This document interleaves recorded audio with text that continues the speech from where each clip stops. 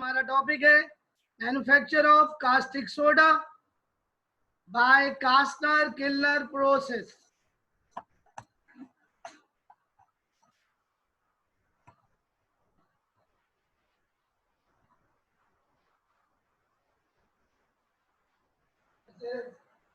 Chapter number 3 and it is our topic number 5, manufacture of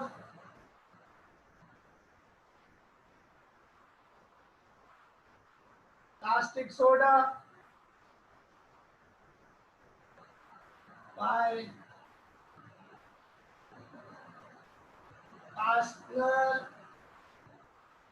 Killner process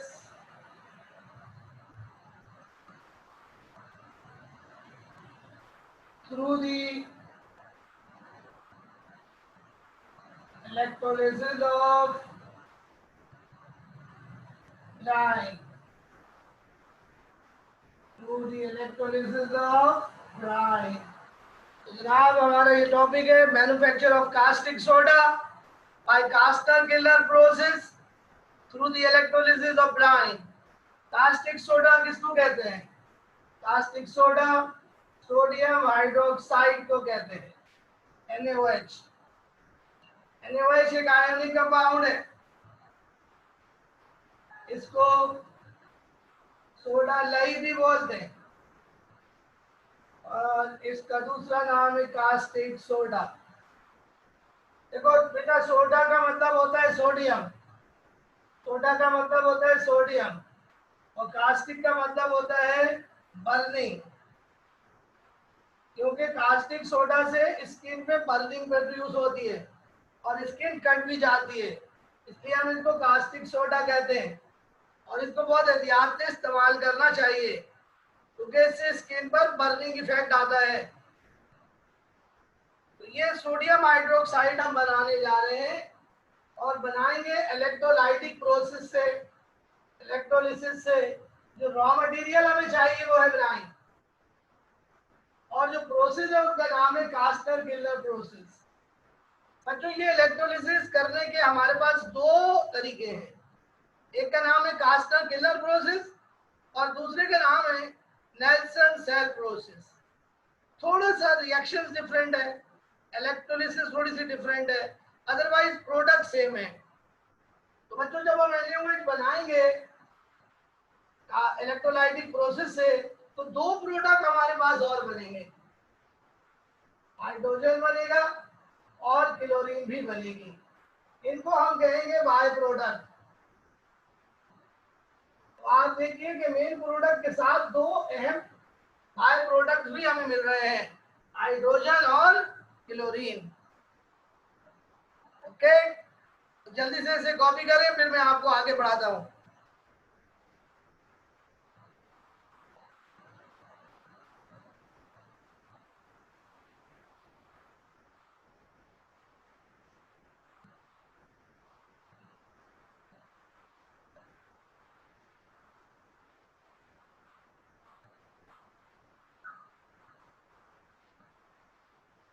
जी बता रहा हूं, side heading लगेगी raw material,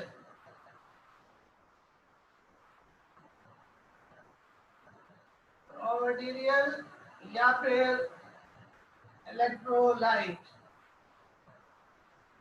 जनाब electrolyte हमारे पास यहाँ पर जो यूज होगा वो है ब्राइन, यानी नमक का पानी, जो कि हमने लेना है 25% W/W एक्वस NaCl सोल्यूशन, यानी नमक के गाढ़े सोल्यूशन को ब्राइन कहते हैं। ये हमें चाहिए इलेक्ट्रोलाइट के तौर पर, यानी हमने ब्राइन में से बिजली पास करनी है। और ये बिजली पास करेंगे कहाँ? एक सेल में जिसका नाम है कास्टर किलर सेल। अब फिर साइड हेडिंग लगेगी बेसिक प्रिंसिपल।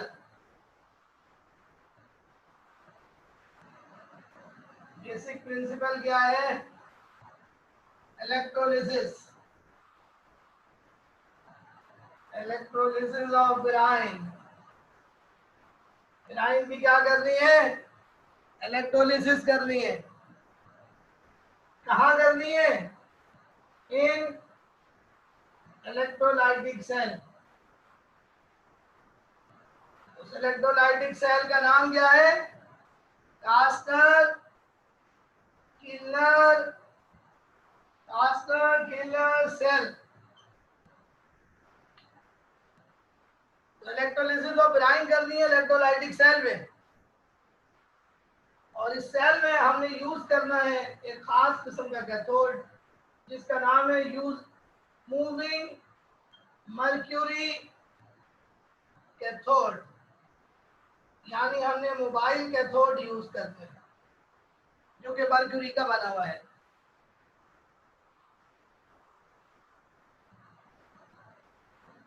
कॉपी कर लें जल्दी से।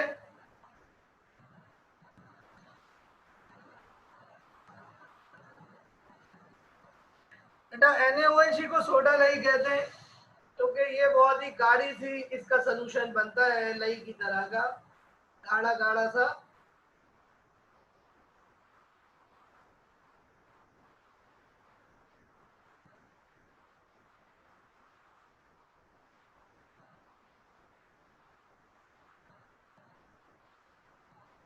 बेटा कॉपी कर लिया?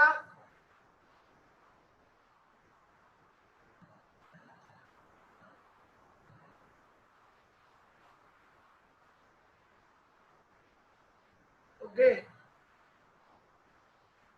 तो बच्चों मेन रिएक्शन देखिए।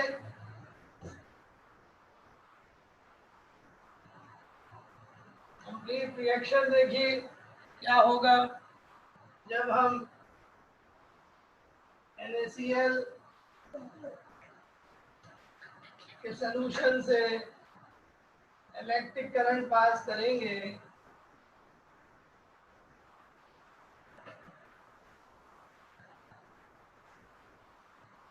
इलेक्ट्रिक करंट पास करेंगे और कैथोड हम इस्तेमाल करेंगे मूविंग मर्क्यूरी कैथोड। स्टूडेंट्स तीन चीजें बनेंगी। पहली चीज बनेगी NaOH। कैसे बनेगी वो आपको मैकेनिज्म में बताएंगे। दूसरी चीज बनेगी हाइड्रोजन गैस, और तीसरी चीज बनेगी क्लोरीन गैस। इक्वेशन को बैलेंस करना पड़ेगा। तो आप देखिए तमाम एटम बैलेंस है, सिर्फ एक एटम जो है वो बैलेंस नहीं है और वो है हाइड्रोजन। हाइड्रोजन यहाँ पर 3 है और यहाँ पर 2 है। यहाँ पर इवन नंबर में, यहाँ पर ऑड नंबर में। तो हमें पूरी इक्वेशन को 2 से मल्टीप्लाई करना पड़ेगा। 2 1 2, 2 1 2, 2 1 2। यहाँ पर था हमने 2 से मल्टीप्लाई कर दिया, लेकिन जिनके नीचे 2 होता है उसको 2 से मल्टीप्लाई नहीं करते। बच्चों क्लोरीन एनोड पर हासिल होगी और हाइड्रोजन कैथोड पर हासिल होगी। और कैथोड और एनोड के बीच में जो है वो दीवार है, यानी पार्टीशन है। इसलिए ये दोनों मिक्सअप नहीं होंगे। इसी तरह NaOH भी अलग कंपार्टमेंट में हासिल होगी और NaOH और क्लोरीन आपस में रिएक्ट नहीं कर पाएंगे। जल्दी से इसे कॉपी करें।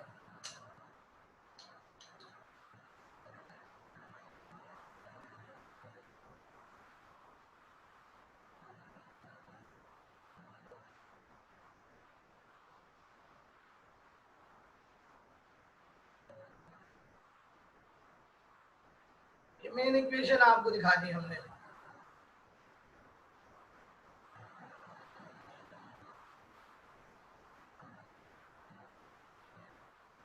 तो साइड हेडिंग लगेगी structure of cell. Structure of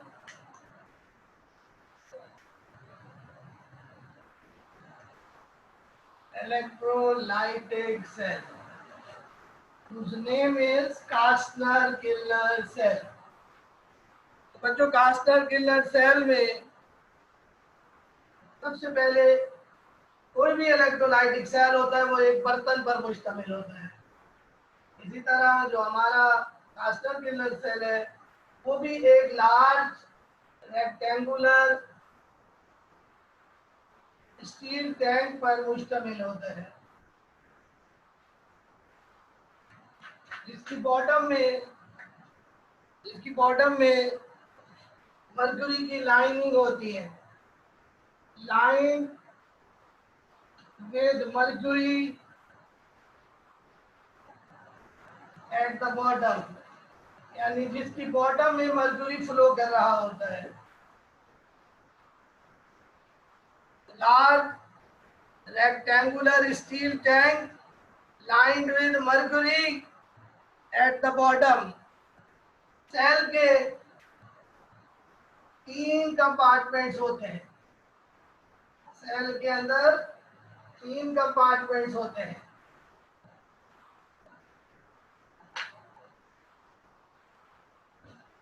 जो आउटर 2 कंपार्टमेंट्स है,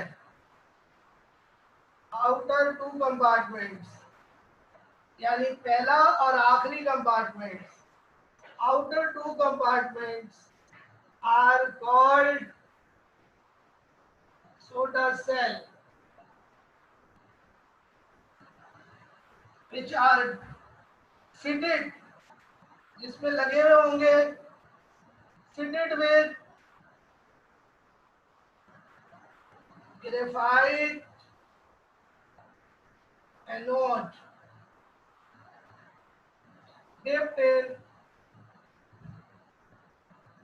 dipped in brine, और ये ब्राइन में डिप होते हैं। 3 पॉइंट आप कॉपी करें, फिर मैं आपको और पॉइंट लिखाता हूं।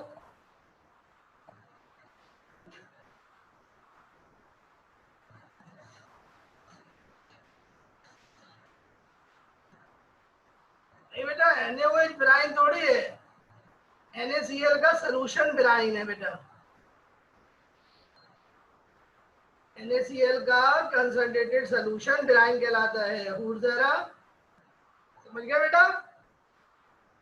ब्राइन से NaOH बनाना है हमने।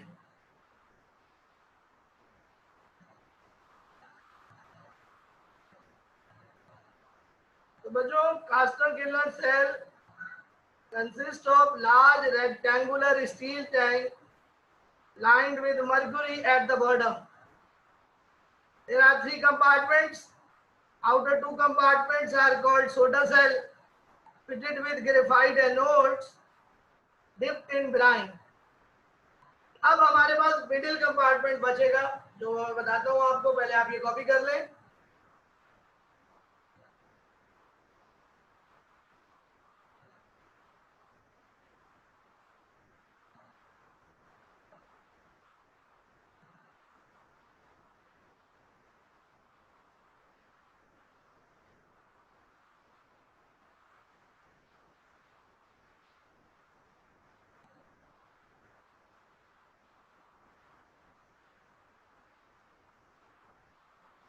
बेटा अभी डायग्राम बनाऊंगा बेटा,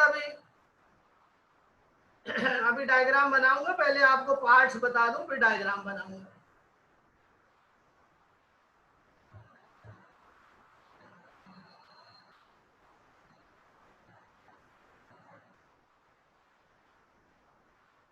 बच्चों, चौथा पार्ट आप लिखिए।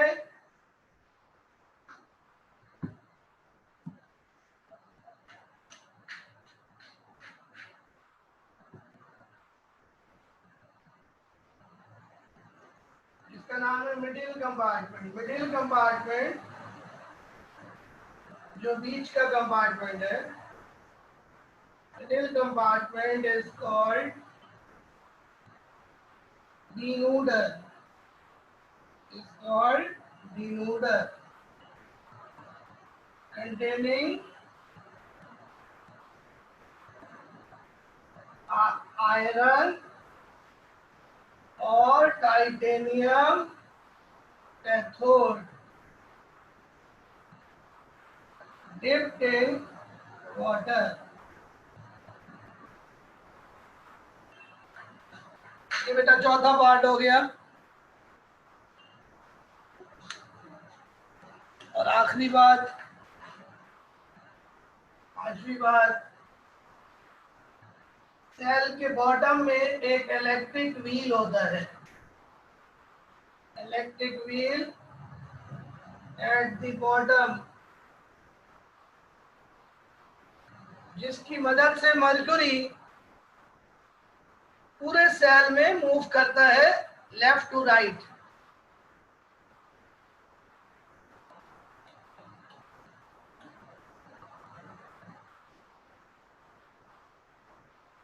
और अब मैं बच्चों ये स्ट्रक्चर आपको बना के दिखाता हूं।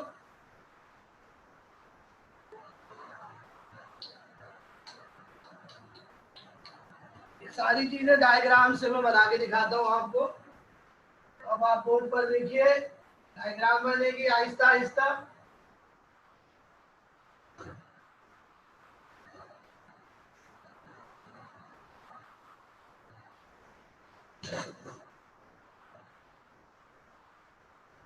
सबसे पहले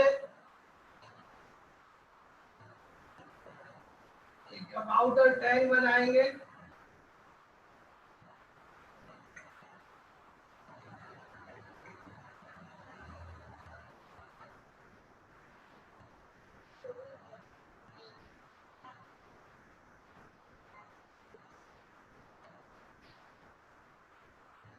ये आउटर स्टील टैंक आपको बना के दिखा रहे हैं। इसकी बॉटम में मर्क्यूरी की लाइनिंग है, इसमें मर्क्यूरी फ्लो कर रहा है। ये मर्क्यूरी फ्लो कर रहा है यहां से, देखिए ये मर्क्यूरी फ्लो कर रहा है ऐसे यहां से।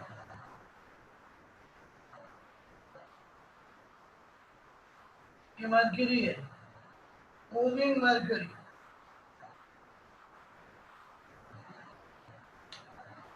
बात समझ में आ रही है? इसके बॉटम में एक व्हील लगा हुआ है, इसको कहते हैं इलेक्ट्रिक व्हील। इस व्हील की मदद से ये मर्क्यूरी फ्लो कर रहा है लेफ्ट टू राइट।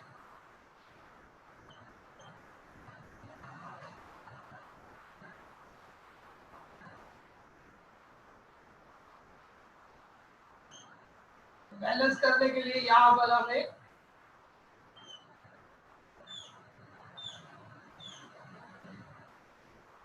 बैलेंस करेंगे व्हील को, तो एक बेस यहाँ पे लगा देंगे ताकि ये बैलेंस में आ जाए।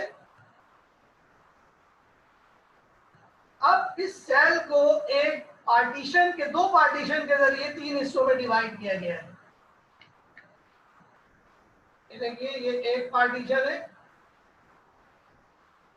लेकिन ये नीचे तक नहीं जा रहा, सिर्फ मर्क्यूरी तक जा रहा है। इसी तरह ये यहां से भी डिवाइड हो रहा है। दो पार्टीशन के जरिए सेल को तीन हिस्सों में डिवाइड कर दिया है। सेल का ये वाला हिस्सा और ये वाला हिस्सा यानी आउटर टू कंपार्टमेंट्स, इनको कहेंगे छोटा सेल। इसकी अभी मैं लेबलिंग करता हूं, पहले इसको मुकम्मल कर लूं।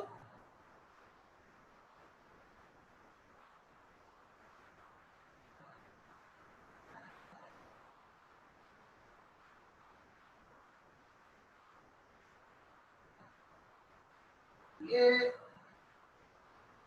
एक आउटलेट है,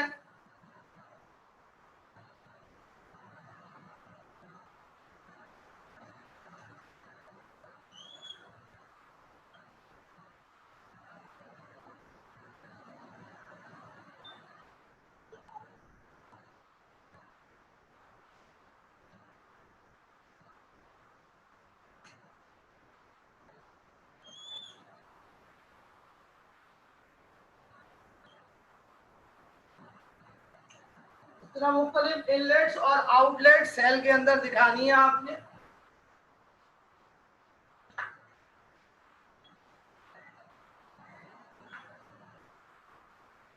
यहाँ से NaOH बाहर निकलेगा।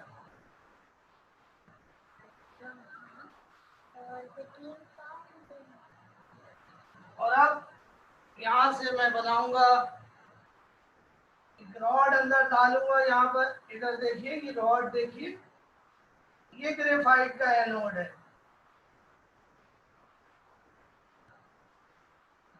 इसी तरह यहाँ से भी एक रॉड अंदर डालेंगे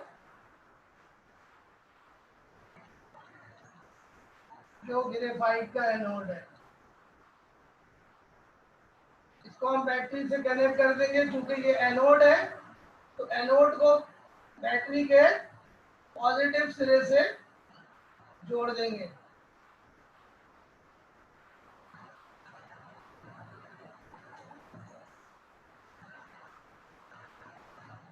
ये जो सेल है इसको कहते हैं soda cell. Soda cell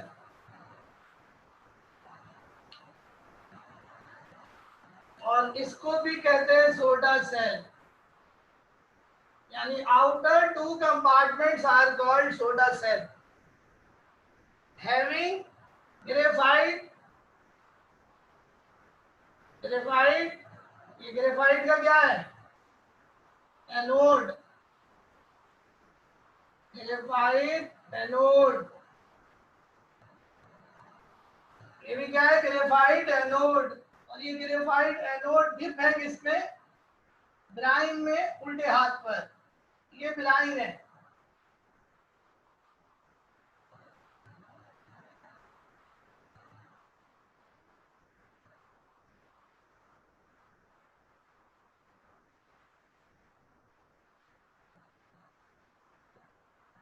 this is brine solution, नमक का सोल्यूशन जिसकी हम इलेक्ट्रोलिसिस कर रहे हैं। ब्राइन, यहाँ पे क्लोरीन गैस बनेगी जो यहाँ से बाहर निकलेगी। क्लोरीन गैस यहाँ से बाहर निकलेगी। इसी तरह यहाँ से भी क्लोरीन गैस बाहर निकलेगी। ये क्लोरीन गैस का आउटलेट है। अब आप देखिए यहाँ पर हमने बनाना है कैथोड बनाना है। दो कैथोड है हमारे पास, एक मरकरी और एक ये वाला कैथोड है।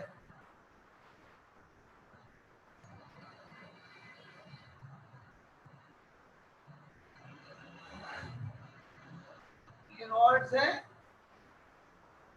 टाइटेनियम की या फिर आयरन की।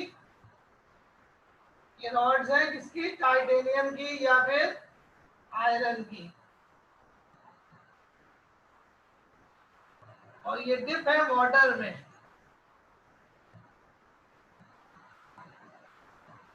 ये वाटर है।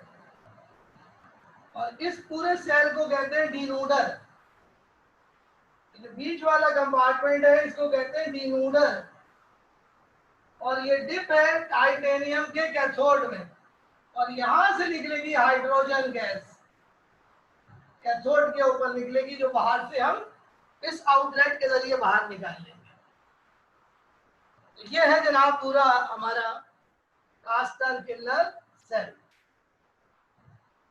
यहां पर NaOH बनेगा जिसको हम बाहर निकालेंगे इस आउटलेट के जरिए। ये NaOH।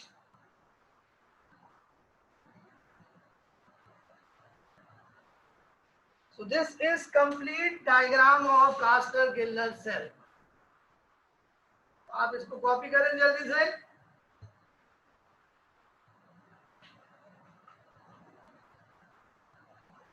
फिर मैं इसकी वर्किंग आपको बढ़ाता हूं।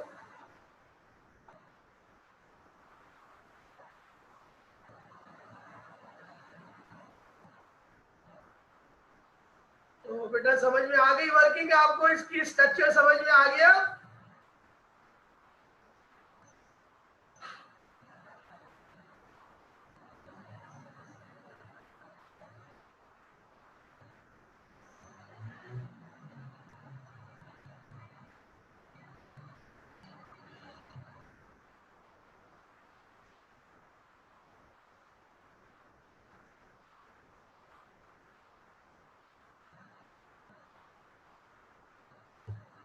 बस एक चीज मुझे आपको रेड कलर से बना के दिखानी है, और वो आप देखिए यहाँ पर इस जगह पर एक चीज, ये मैंने एक रॉड लगाई है और इसको मैंने तार के जरिए कनेक्ट करा है नेगेटिव टर्मिनल से, यानी इसको मैंने कैथोड बनाया है। इसी तरह ये जो टाइटेनियम की रॉड है इसको भी कैथोड बनाया है, यानी दो दो कैथोड है इस सेल के अंदर। अमूमन एक कैथोड होता है, एक एनोड होता है, लेकिन यहाँ दो दो कैथोड है। इलेक्ट्रिक व्हील का काम यह है कि इलेक्ट्रिक व्हील मर्क्यूरी को फ्लो कराएगा लेफ्ट टू राइट, यानी mercury left to right flow करेगा इस तरीके से, यूं ऐसे फ्लो करेगा। इलेक्ट्रिक व्हील का काम है to move mercury from left to right. Is it clear?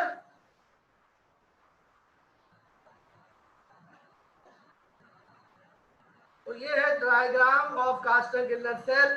Now heading लगाओ, electrolytic reactions, working and electrolytic reactions.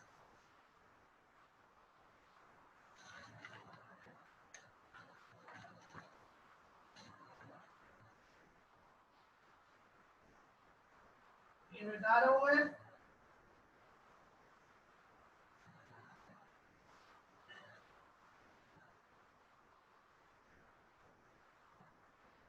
मतलब सेल रिएक्शंस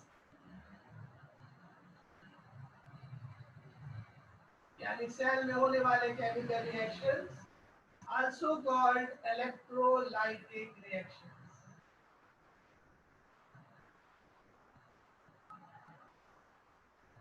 तो स्टूडेंट्स ये हम आपको करा रहे हैं, गौर से देखिए।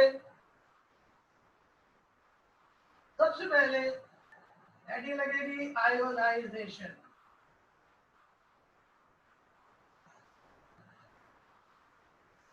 आयोनाइजेशन में हम जो भी इलेक्ट्रोलाइट होगा उसको आयोनाइज करेंगे। हमारा इलेक्ट्रोलाइट है NaCl, नमक। NaCl सोडियम क्लोराइड आयोनाइज होगा। आयोनाइज करने के लिए जो भी सॉल्ट होगा उसको बीच में से आप ब्रेक कर दें, उसके दोनों पार्ट अलग कर दें। Na अलग हो गया, Cl अलग हो गया। Na पे चार्ज होता है प्लस और क्लोरीन पे चार्ज होता है माइनस, ये आपको याद होना चाहिए। तो जनाब ये हो गया कैटाइन और ये हो गया एनाइन।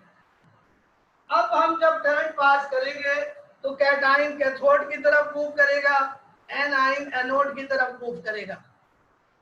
अब सोडियम आयन सोडा सेल में लेफ्ट हैंड कंपार्टमेंट में बनेंगे और जो कैथोड है लेफ्ट हैंड कंपार्टमेंट में वो मर्क्यूरी का बना हुआ है। तो मर्क्यूरी सोडियम आयन को खींच लेगा, सोडियम आयन को खींच लेगा मर्क्यूरी, और सोडियम आयन को एक इलेक्ट्रॉन प्रोवाइड करेगा, जिसके नतीजे में सोडियम आयन सोडियम मेटल में रिड्यूस हो जाएगा और सोडियम लिक्विड फॉर्म में हासिल होगी। This is called reduction. So cathode पर रिडक्शन होती है स्टूडेंट्स। सो मर्क्यूरी सोडियम आयन को एक इलेक्ट्रॉन प्रोवाइड करेगा और सोडियम मेटल हासिल होगी। ये सोडियम मेटल मर्क्यूरी में डिसॉल्व हो जाएगी, मर्क्यूरी में डिसॉल्व हो जाएगी, कैथोड में डिसॉल्व हो जाएगी। मर्क्यूरी भी लिक्विड है और दो मेटल्स कभी भी रिएक्शन नहीं करती। ये दोनों मेटल आपस में मिलकर एलॉय बना लेंगी, मिक्सचर बना लेंगी, जिसकी कंपोजिशन होगी Na/Hg। ये ऑब्लिक का मतलब है कि ये मिक्सचर बना है। इस मिक्सचर को कहते हैं amalgam. Actually alloy of mercury are called amalgam. तो ये बन गया सोडियम अमलगम। ये बनेगा लेफ्ट हैंड कंपार्टमेंट में। ये कौन से कंपार्टमेंट में बन रहा है? लेफ्ट हैंड कंपार्टमेंट में बन रहा है, लेकिन चूंकि मरकरी मूव कर रहा है तो ये मूव करते हुए मिडिल कंपार्टमेंट में आ जाएगा। जब ये मूव करता हुआ मिडिल कंपार्टमेंट में आएगा, सोडियम अमलगम जब ये मिडिल कंपार्टमेंट में आएगा, डिनूडल में आएगा, मिडिल कंपार्टमेंट में आएगा, तो मिडिल कंपार्टमेंट में ऊपर से पानी की बौछार हो रही है, ये पानी से रिएक्शन करेगा, लेकिन पानी से रिएक्शन सिर्फ सोडियम करेगा, मरकरी पानी से रिएक्ट नहीं करता। तो सोडियम ने पानी से रिएक्शन किया और बना लिया NaOH और हाइड्रोजन, और मरकरी अलहदा हो गया। इस मरकरी को हम अलहदा करके दोबारा रिसाइकल कर लेंगे। ये NaOH बन गया मिडिल कंपार्टमेंट में। बैलेंस करेंगे तो हाइड्रोजन 2 है और यहाँ पर 3 है, तो 2 से मल्टीप्लाई करना पड़ेगा। 2 1 2, 2 1 2, 2 1 2, जिसके नीचे 2 और से 2 से मल्टीप्लाई नहीं करेंगे, और ये मरकरी के साथ 2 से मल्टीप्लाई करेंगे। ये हाइड्रोजन मिडिल कंपार्टमेंट में ऊपर मौजूद आउटलेट के जरिए बाहर निकाल लिया जाएगा, और NaOH मिडिल कंपार्टमेंट में आएगा। चूंकि मरकरी मूव कर रहा है तो ये मिडिल कंपार्टमेंट से होता हुआ आउटर कंपार्टमेंट में आ जाएगा, जहां से इसको बाहर निकाल लिया जाएगा। अब हमारे पास बचा एनाइन। एनाइन कहाँ जाएगा? एनोड पर, लेकिन उसके लिए मेरे पास जगह नहीं है। आप पहले ये कॉपी करें तो फिर मैं आपको एनोड रिएक्शन दिखाता हूँ।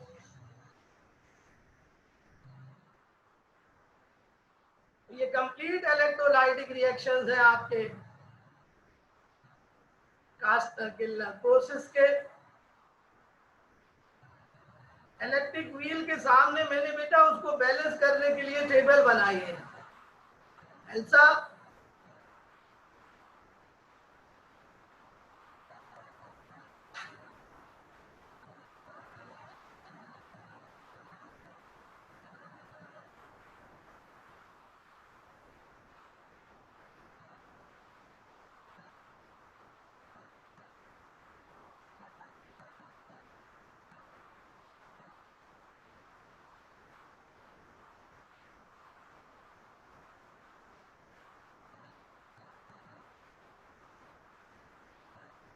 बेटा अब एनोड रिएक्शन आपको दिखाऊं। कॉपी हो गया?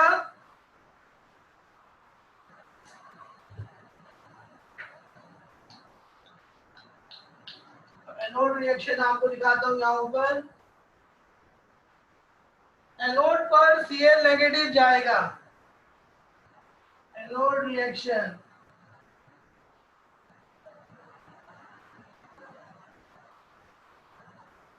एनोड पर Cl नेगेटिव जाएगा।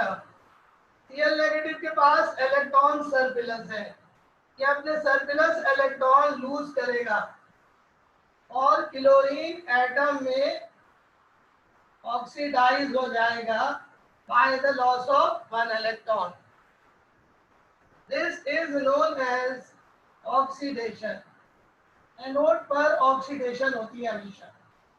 अब बच्चों जब बहुत सारे क्लोरीन एटम बन जाएंगे तो वो आपस में मिलकर क्लोरीन गैस बना लेंगे, क्योंकि क्लोरीन कभी भी एटम की फॉर्म में एग्जिस्ट नहीं करती। तो क्लोरीन यहाँ पे 2 हो गए, तो बैलेंस करने के लिए यहाँ 2 लगाएंगे। एक क्लोरीन ने 1 इलेक्ट्रॉन लूज किया था, 2 क्लोरीन 2 इलेक्ट्रॉन लूज करेंगे। अब हमें लॉस और गेन बराबर करना पड़ेगा। यहाँ से 2 इलेक्ट्रॉन लूज हो रहे हैं, यहाँ 1 इलेक्ट्रॉन गेन हो रहा है, तो हमें इस इक्वेशन को 2 से मल्टीप्लाई करना पड़ेगा।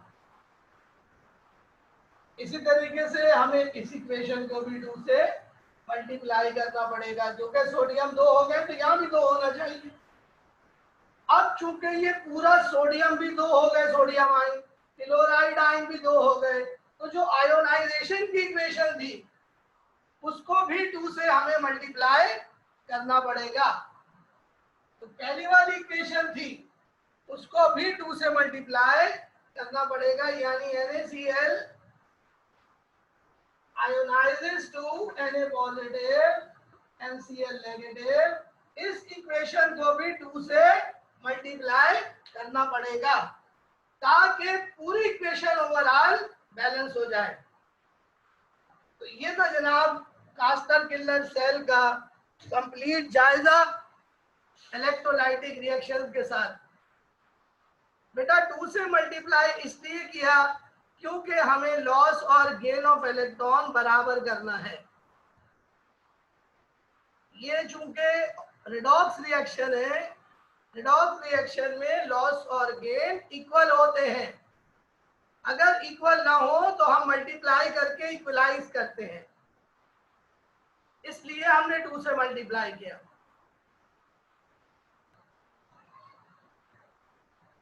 ओके बेटा, तो कोई और सवाल आपने करना है तो कर लीजिए। कास्टर किल्लर प्रोसेस अब इस्तेमाल नहीं किया जाता। इसके कुछ डिसएडवांटेजेस हैं, कुछ डीमेरिट्स हैं जो हम आपको कल पढ़ाएंगे।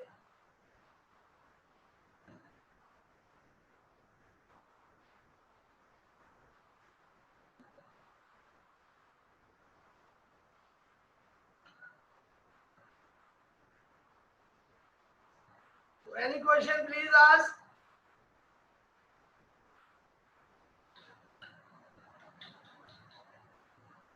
Any difficulty please tell me.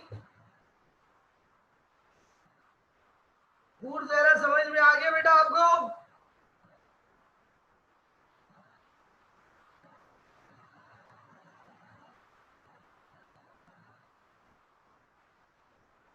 Okay student, 30 seconds left. कल की क्लास में इंशाल्लाह आपको एक और नया टॉपिक पढ़ाएंगे। आप जल्दी से कॉपी कर लीजिए।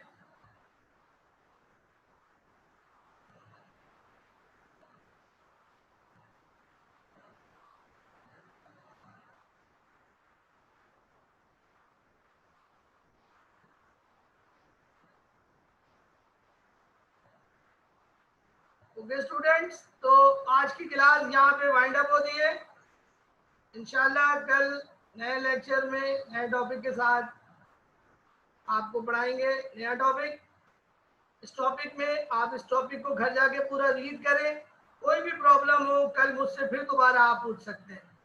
Okay, Allah Hafiz.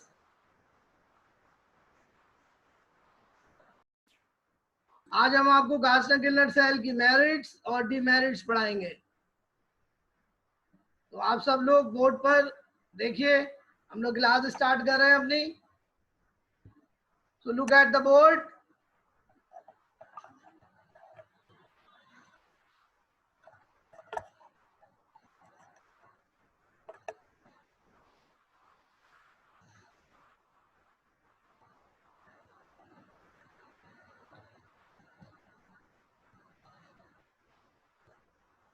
Merits of Kastner Kiल्लर प्रोसेस।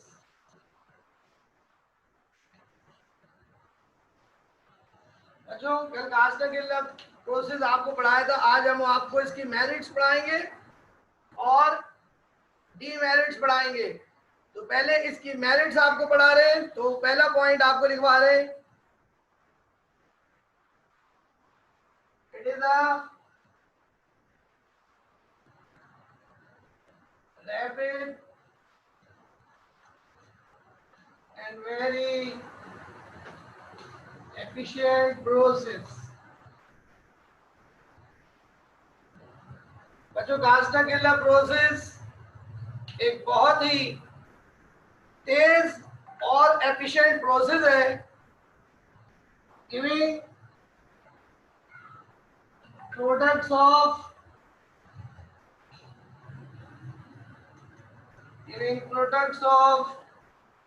High purity. बच्चों 99.99% प्योर प्रोडक्ट्स जो है वो हासिल होते हैं कास्टर किल्लर प्रोसेस से। कास्टर किल्लर प्रोसेस एक बहुत ही रैपिड और एफिशिएंट प्रोसेस है और इससे बनने वाला NaOH ऑलमोस्ट 100% प्योर होता है, यानी इंतहाई pure product Castner Kellner process से हासिल होते हैं। दूसरा इसका एडवांटेज है reuse and recycling of mercury after रीसेचुरेशन।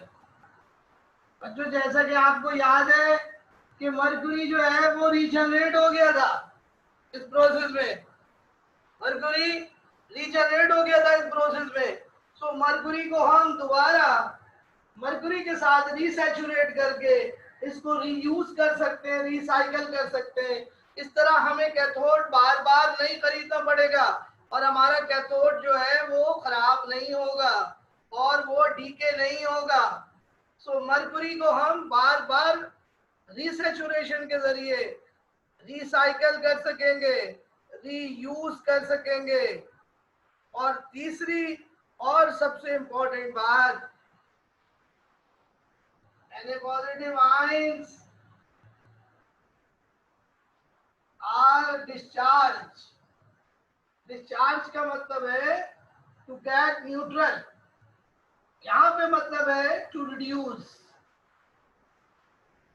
Sodium ions are discharge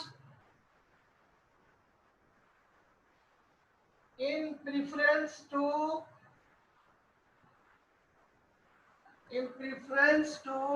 H positive ions, in preference to H positive ions, यानी sodium ions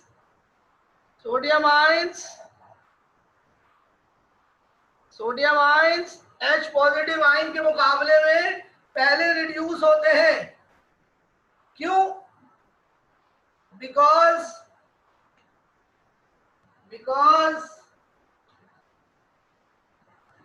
of high over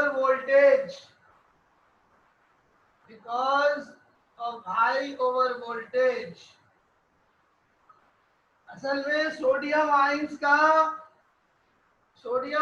के मुकाबले में H पॉजिटिव आयंस का ओवर वोल्टेज ज्यादा होता है मरकरी में, तो सोडियम आयन आसानी से डिस्चार्ज हो जाते हैं बनिस्बत H पॉजिटिव आयंस के, क्योंकि H पॉजिटिव आयंस का जो ओवर वोल्टेज है या ओवर पोटेंशियल है, यानी जो डिस्चार्ज होने के लिए पोटेंशियल चाहिए वो ज्यादा है। तो सोडियम आयंस का ओवर वोल्टेज कम है और H पॉजिटिव आयंस का ओवर वोल्टेज ज्यादा होता है। जिसका ओवर वोल्टेज ज्यादा होता है वो बाद में डिस्चार्ज होता है, जिसका कम होता है वो पहले डिस्चार्ज होता है। तो ये 3 पॉइंट हो गए, ये आप कॉपी करें, फिर मैं चौथा पॉइंट आपको लिखाता हूं। तो ये मिटाऊंगा तो फिर चौथा पॉइंट लिखेंगे। जल्दी से 3 पॉइंट कॉपी कीजिए।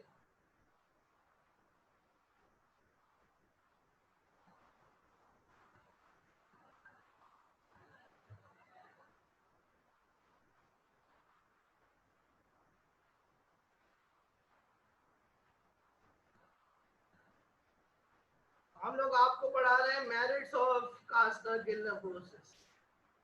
कास्टर-गिल्लर प्रोसेस के एडवांटेजेस पढ़ा रहे। तो हमें ये पता चला कि कास्टर-गिल्लर प्रोसेस एक बहुत ही रैपिड और एफिशिएंट प्रोसेस है और इससे हासिल होने वाले प्रोडक्ट्स बेइंतहा हाई प्योरिटी के होते हैं। इसी तरह कास्टर-गिल्लर प्रोसेस में इस्तेमाल होने वाला मरकरी कैथोड रीसैचुरेशन के बाद दोबारा इस्तेमाल कर लिया जाता है। तीसरी और सबसे अहम बात, H पॉजिटिव आयंस के मुकाबले में Na पॉजिटिव आयंस पहले रिड्यूस हो जाते हैं, क्योंकि Na पॉजिटिव आयन का ओवर वोल्टेज कम होता है मरकरी कैथोड पर, यानी मरकरी कैथोड पर सोडियम आयन आसानी से डिस्चार्ज हो सकते हैं बनिस्बत H पॉजिटिव आयंस के। H पॉजिटिव आयन आसानी से डिस्चार्ज हो जाएंगे प्लाटिनम इलेक्ट्रोड के ऊपर, नॉर्मल इलेक्ट्रोड के ऊपर, लेकिन मरकुरी कैथोड पर सोडियम आयन पहले से डिस्चार्ज होगा, क्योंकि सोडियम आयन का ओवर वोल्टेज मरकुरी के ऊपर कम होता है। तो अब आखिरी पॉइंट आप लिखिए, आखिरी पॉइंट आपको बताते हैं।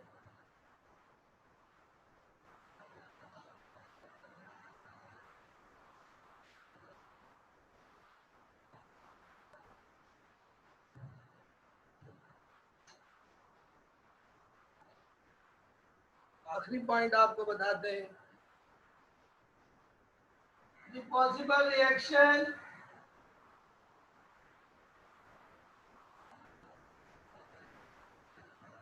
between NaOH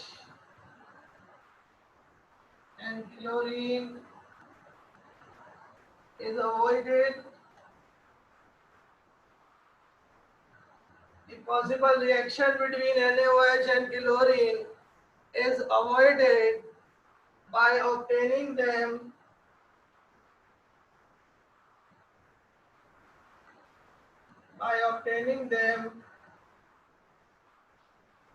in separate chambers. और बच्चों ये बहुत इंपॉर्टेंट एडवांटेज है कि NaOH और क्लोरीन दोनों बनते हैं कास्टर-किल्लर प्रोसेस में, लेकिन ये दोनों अलग अलग कंपार्टमेंट में बनते हैं। अगर ये दोनों एक ही कंपार्टमेंट में बनेंगे तो इन दोनों के दरमियान रिएक्शन हो जाएगा, और उस रिएक्शन का नाम है ऑटो रिडॉक्स रिएक्शन, जो हम आपको इंशाल्लाह अगली क्लासेस में पढ़ाएंगे। क्योंकि NaOH जो है वो डाइल्यूट है, तो यहाँ पर डाइल्यूट NaOH के साथ जो प्रोडक्ट बनेगा वो होगा NaCl और NaOCl, साथ में बच्चों वाटर भी बनेगा। ये एक खास रिएक्शन है और इसे कहते हैं ऑटो रिडॉक्स रिएक्शन। ये आपको पढ़ाएंगे बच्चों इंशाल्लाह अगली क्लास में। फिलहाल आप इसकी बैलेंसिंग देख लें।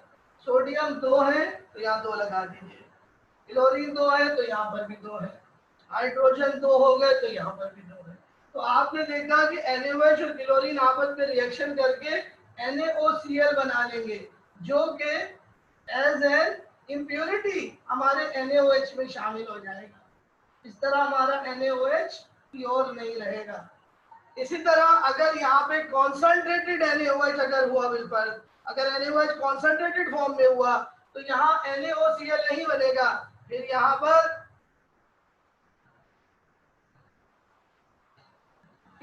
पर बनेगा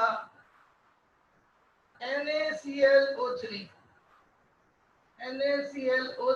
प्लस वाटर। फिर हम इसको बैलेंस करेंगे। फिलहाल मैं इसकी बैलेंसिंग आपको बता रहा हूँ। यहाँ पे 6 लगेगा, यहाँ पे 3 लगेगा, और यहाँ पर लगेगा 5 और यहाँ लगेगा 3। ये बैलेंसिंग बाद में बताएंगे। ये वाला सोडियम क्लोरेट,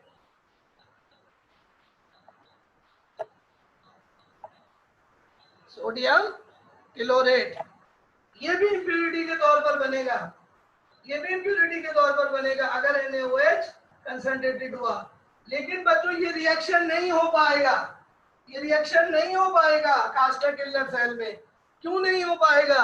इसलिए कि NaOH और क्लोरीन दोनों अलग अलग कंपार्टमेंट में हासिल होंगे। क्लोरीन अलग चैम्बर में हासिल होगी, NaOH अलग चैम्बर में हासिल होगा, तो इस तरह ये दोनों का रिएक्शन नहीं हो सकेगा। Is it clear? तो आप इसको कॉपी कीजिए जल्दी से। मैं आपको क्वेश्चन चूंकि बड़ी है तो कुछ हिस्सा नजर आ रहा है आपको, कुछ हिस्सा नजर नहीं आ रहा होगा, तो मैं दिखा रहा हूं आपको।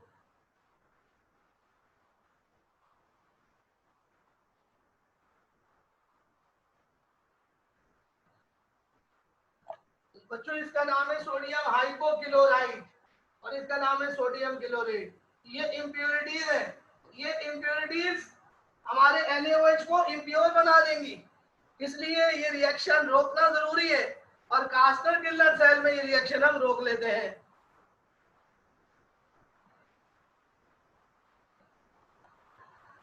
एल्सा, क्लोरीन तो ऊपर निकल रही है ना बेटा, और NaOH नीचे है, तो इनका रिएक्शन नहीं हो पाएगा।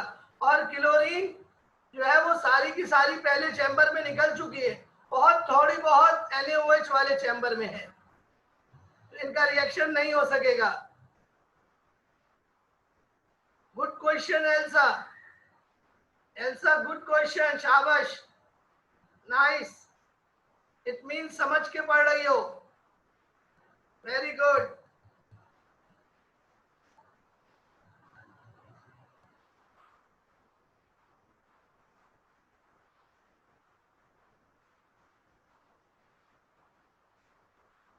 और अब बच्चों मैं इसके आपको पढ़ाऊंगा डीमेरिट्स।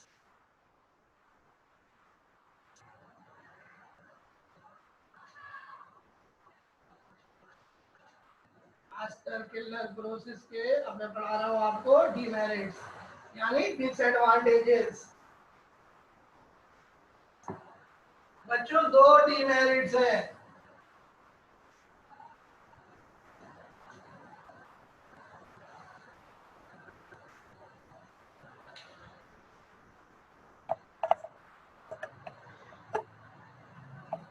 पहला डीमेरिट, बच्चों ये बहुत एक्सपेंसिव प्रोसेस है, एक्सपेंसिव प्रोसेस है, और इसमें बहुत ज्यादा मिकदार में इलेक्ट्रिसिटी कंज्यूम होती है। इसलिए बच्चों सारी दुनिया में इसका इस्तेमाल जो है वो आहिस्ता आहिस्ता खत्म हो रहा था, और अब तो सूरत हाल ये है कि कास्टर किलर प्रोसेस कहीं यूज ही नहीं होता किसी भी दुनिया में, किसी भी जगह पर। इसको सब लोगों ने जो है वो छोड़ दिया है इस प्रोसेस को, बिकॉज ये बहुत महंगा प्रोसेस है, जबकि इंडस्ट्री में सस्ता प्रोसेस यूज किया जाता है। और दूसरा इसका बच्चों नुकसान है, उसका कहते हैं pollution of food chain, pollution of food chain. बच्चों किस तरह से फूड चेन पॉल्यूट होती है, किस तरह से फूड चेन पॉल्यूट होती है, खराब होती है, वो सुनिए। बच्चों जैसा कि आपको बताया, मर्क्यूरी जो है वो सेल में हम यूज करते हैं, और हमारे स्ट्रिक्ट कंट्रोल के बावजूद, हमारे स्टिल कंट्रोल के बावजूद बहुत सारा मर्क्यूरी फैक्ट्री की चिमनी से बाहर निकल जाता है, और इंडस्ट्री के वेस्ट में समंदर में चला जाता है। इस तरह बहुत सारा मर्क्यूरी जो है वो जो कि समंदर में चला जाता है, उससे पूरी एक्वेटिक लाइफ डिस्टर्ब हो जाती है।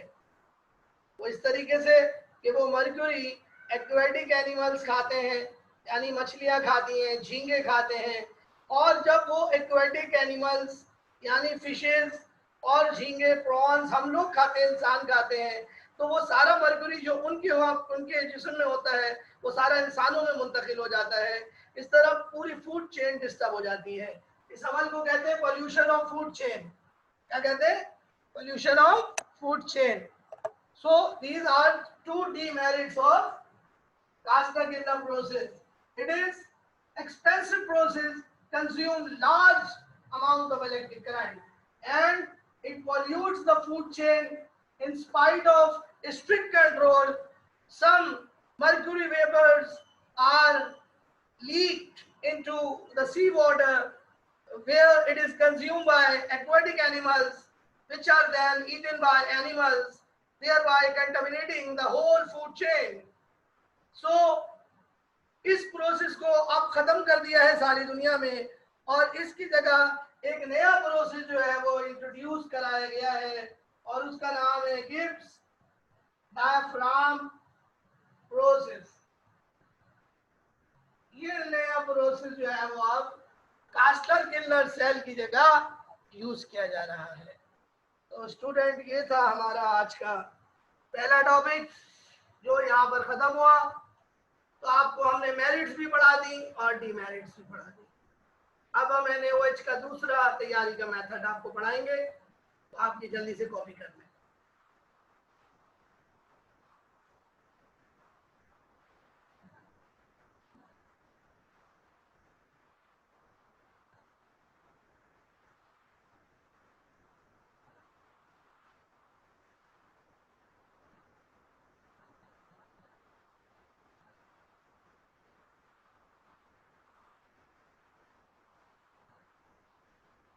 ओके स्टूडेंट्स, तो स्टार्ट करते हैं नया topic.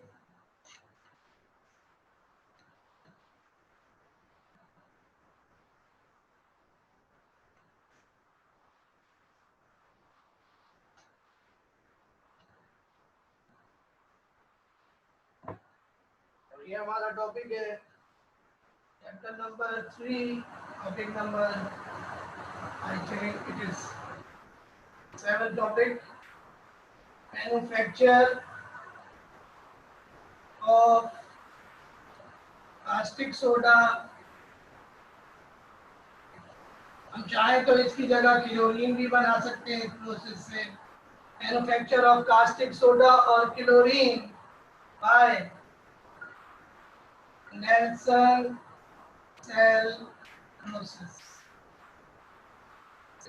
It is also called diaphragm cell process. तो बच्चों NaOH बनाने का ये दूसरा तरीका है सनदी पैमाने पर। हम NaOH के साथ क्लोरीन भी इस प्रोसेस में हासिल करते हैं। सो ये प्रोसेस क्लोरीन की मैन्युफैक्चरिंग का भी एक तरीका है। तो बच्चों इस प्रोसेस में जो रॉ मटेरियल यूज होगा वो वही है जो कल हमने यूज किया। तो raw material is brine. Brine कैसा लेना है? 25% W/W aqueous concentrated NaCl solution। नमक का बहुत ही गाढ़ा सा सॉल्यूशन इलेक्ट्रोलाइट के तौर पर एज ए रॉ मटेरियल इस्तेमाल होगा। कॉपी करें जल्दी से।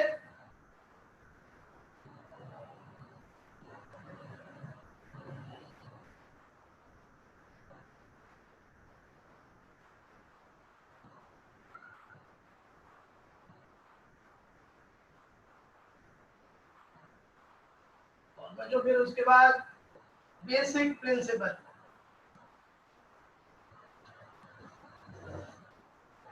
साइड हेडिंग लगेगी बेसिक प्रिंसिपल। किस उसूल के ऊपर नेल्सन सेल काम कर रहा है?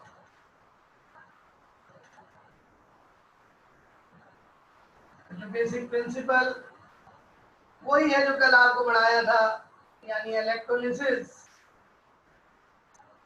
of brine, electrolysis of brine in diaphragm cell, also called Nelson cell,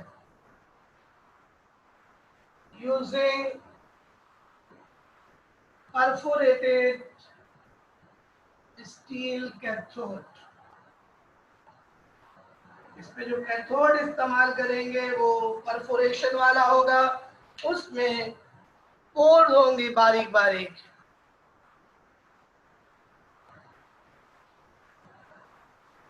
this is the basic principle. हमने ब्राइन की इलेक्ट्रोलिसिस करनी है जैसे कल करी थी, लेकिन कल हमने जब ब्राइन की इलेक्ट्रोलिसिस करी थी तो हमने मूविंग मर्क्यूरी कैथोड इस्तेमाल किया था, और आज जब हम ब्राइन की इलेक्ट्रोलिसिस करेंगे तो हम इस्तेमाल करेंगे परफोरेटेड स्टील कैथोड। स्टील का बना हुआ परफोरेटेड कैथोड इस्तेमाल करेंगे।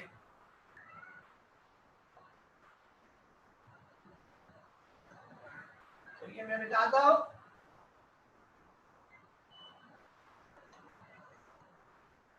क्या बनेगा जनाब। What are the main products? What are the main product? The main product of this process is NaOH। NaOH हमारा मेन प्रोडक्ट है जनाब। और साइड प्रोडक्ट्स या बाय प्रोडक्ट्स क्या बनेंगे? बाय प्रोडक्ट्स दो बनेंगे। एक हमारा बाय प्रोडक्ट बनेगी क्लोरीन गैस, और दूसरा बाय प्रोडक्ट बनेगा हमारा हाइड्रोजन गैस। कॉपी कर लीजिए। तो 3 प्रोडक्ट बनेंगे, जैसे कल बने थे ऐसे आज बनेंगे, बट थोड़ा सा इलेक्ट्रोलाइटिक रिएक्शन डिफरेंट होंगे।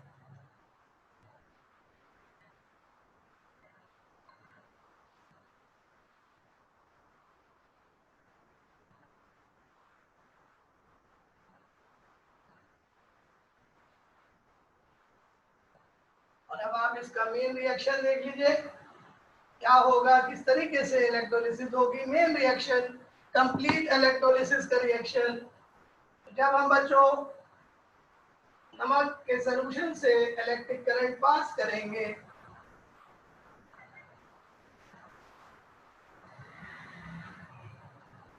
तो बच्चों तीन चीजें बनेंगी, NaOH,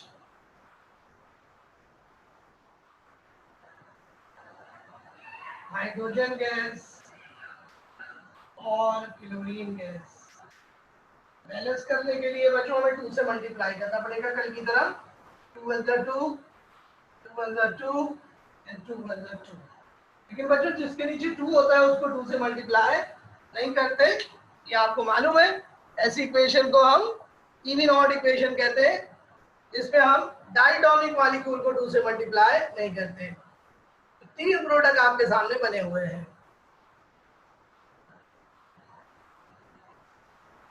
तो अब हम आपको पढ़ाएंगे नेल्सन सेल का structure.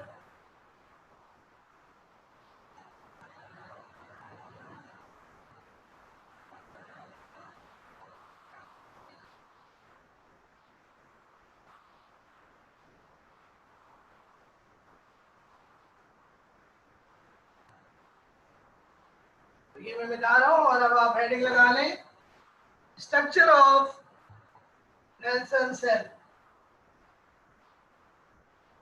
Structure of Nelson cell. तो बच्चों स्ट्रक्चर में बना रहा हूं यहाँ पर, आप लोग मेरे साथ देखिए और इस स्ट्रक्चर को समझिए। बहुत ही आसान सा इलेक्ट्रोलाइटिक सेल है। ये electrolytic cell U shaped steel के कैथोड पर मुश्तमिल है। ये देखिए ये यू ट्यूब आपको नजर आ रही होगी, मैं यू ट्यूब बना रहा हूँ। यू शेप ट्यूब है, बिल्कुल यू की शक्ल की।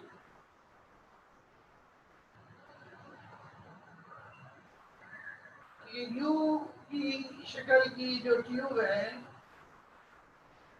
इसमें बारीक बारीक सुराख है, तो अभी मैं दिखाऊंगा आपको बना के। ये कैथोड है, ये है जनाब यू ट्यूब, इसमें बारीक बारीक सुराख है।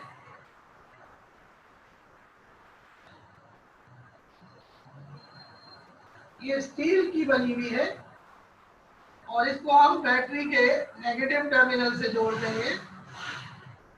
ये बारीक बारीक सुराख है इसमें।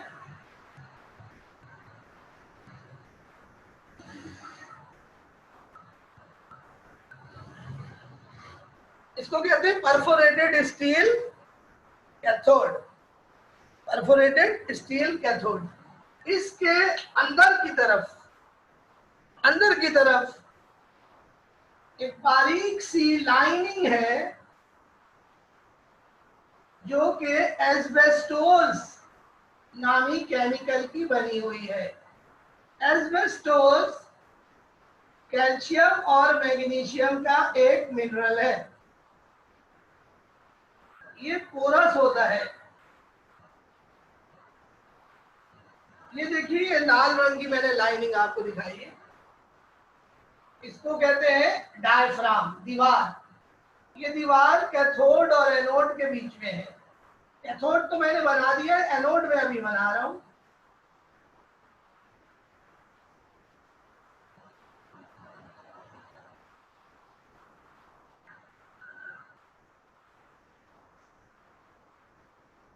ये देखिए जरा, ये क्या बन गया हमारा, ये हमारा बन गया कैथोड और डायफ्राम। अब बीच में हम बनाएंगे दीवार।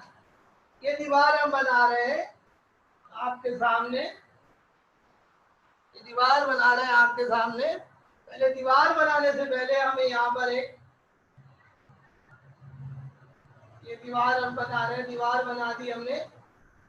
ये ऊपर से हमने बंद कर दिया यूट्यूब को। अब यहाँ से एक चीज अंदर आ रही है जो कि कार्बन का एनोड है।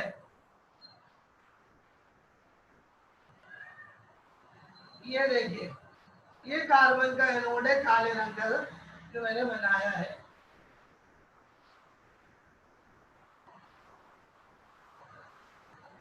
ये देखिए, बिल्कुल बीच में काले रंग का एनोड ग्रेफाइट का बना हुआ है, कार्बन का ग्रेफाइट का बना हुआ है। तो देखिए, ये हो गया कैथोड, ये हो गया एनोड, और उसके बीच में ये दीवार है लाल रंग की, इसको कहते हैं डायफ्राम। अब ये पूरी की पूरी जो ट्यूब है, ये एक आयरन के स्टैंड में हैंग है। ये आयरन के स्टैंड में हैंग है, स्टील के स्टैंड में हैंग है। ये मैं हरे रंग से दिखा रहा हूं आपको। ये देखिए,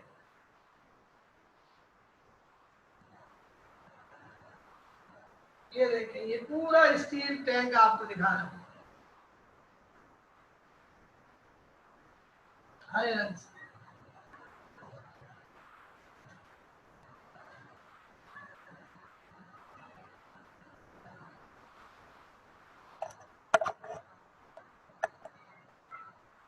ये स्टील टैंक।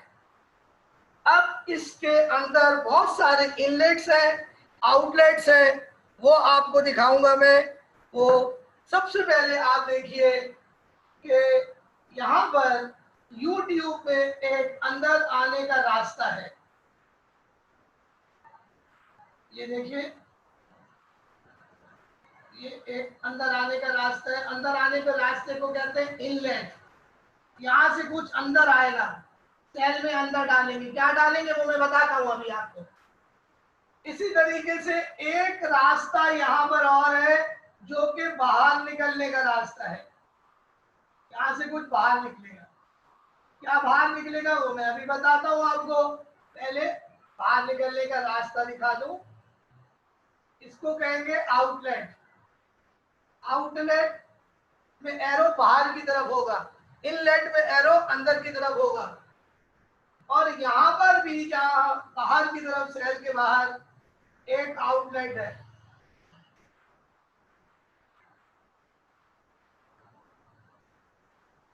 ये भी एक आउटलेट है। देखिए, ये आपके सामने खूबसूरत सेल बन रहा है।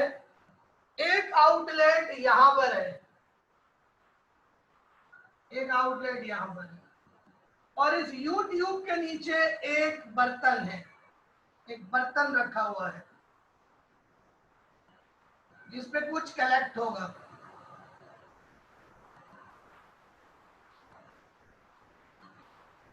ये देखिए, यहां से NaOH आएगा जो नीचे कलेक्ट होगा।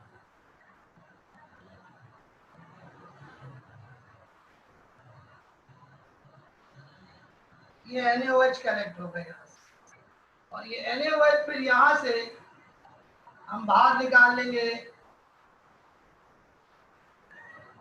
इस पाइप के जरिए। अब मैं आपको इसकी पूरी लेबलिंग पढ़ाता हूँ। मेरा काम ऑलमोस्ट मुकम्मल हो गया है। ये देखिएगा, ये ग्रेफाइट एनोड डिप्ट है ब्राइन में। यहाँ से ब्राइन आएगा जिसकी इलेक्ट्रोलिसिस हम कर रहे हैं। तो इसका नाम क्या बनेगा? सबसे ऊपर जो आउटलेट है इसका नाम बनेगा ब्राइन इनलेट। ये ब्राइन अंदर आने का रास्ता है। ये है जनाब लाल वाला जो है डायफ्राम। ये क्या है? Steel cathode. और ये हरे रंग का क्या है? Steel tank. तो बारी बारी इनको नाम दे देंगे। Outer steel tank, this is steel perforated cathode. Perforated cathode, ये कैथोड है। अगर ये कैथोड है तो हमें इसको फिर तार के जरिए नेगेटिव टर्मिनल से जोड़कर दिखाना होगा, जो हमने तार के जरिए जोड़ दिया। ये जो लाल रंग का नजर आ रहा है, ये क्या है? ये है डायफ्राम। ये आयरन का बना हुआ है, आयरन गॉज डायफ्राम।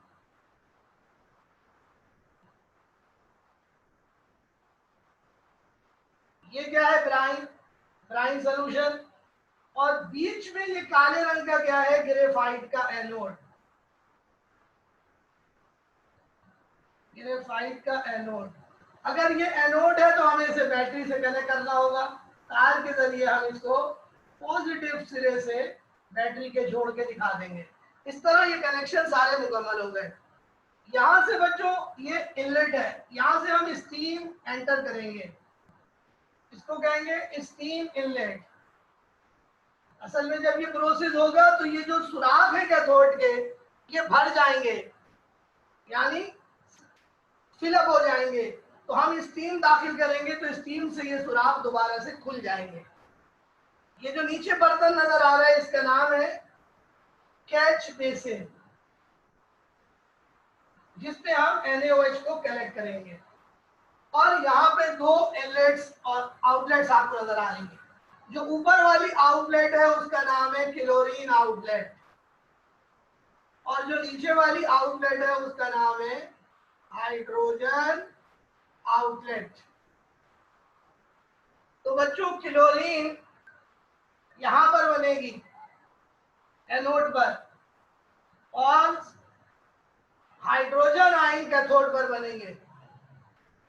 तो यहाँ पे पहले डिस्चार्ज कौन होगा, यहाँ पे पहले डिस्चार्ज कौन होगा, H पॉजिटिव।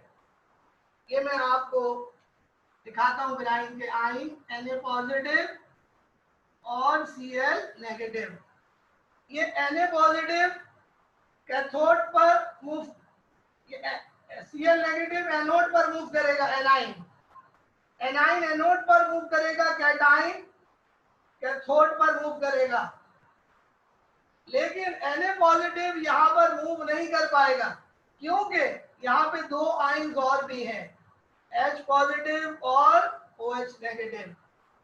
तो यहाँ पर Na पॉजिटिव पहले मूव नहीं करेगा, बल्कि H पॉजिटिव पहले मूव करेगा, क्योंकि H पॉजिटिव का ओवर पोटेंशियल कम है, यानी H पॉजिटिव में रिड्यूस होने की ज्यादा सलाहियत है। तो बच्चों यहीं पर हमारा काम आज का जो है वो हो जाएगा। आप पहले इसको कॉपी कर लें। ये NaOH बनाने का नेल्सन सेल है, इसकी वर्किंग आपको कल पढ़ाएंगे।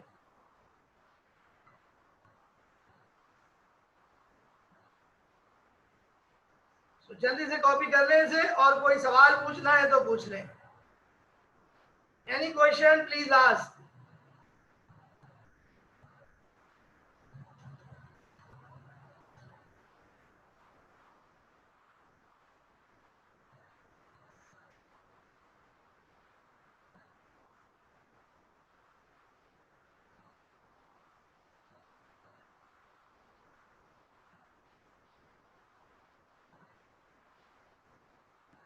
तो बच्चों जल्दी से ये स्ट्रक्चर की समरी मैं आपको बता रहा हूं, आप गौर से सुन लीजिए।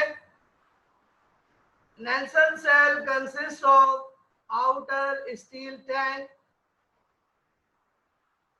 there is a U-shaped perforated cathode suspended in the steel tank having centrally placed graphite anode. In between cathode and anode there is an iron gauge diaphragm which separates the cathode from anode. There are various inlets and outlets present in the cell. There is a catch basin beneath the U-tube, U-shaped cathode for collecting NaOH. Chlorine is liberated at anode and hydrogen is liberated at cathode. तो बच्चों ये इसकी working जो है वो हम आपको कल कराएंगे। तो यहीं तक आज की हमारी क्लास होगी, टाइम ओवर हो गया है, 1 मिनट बाकी है। कोई सवाल आपने पूछना है तो पूछ लीजिए।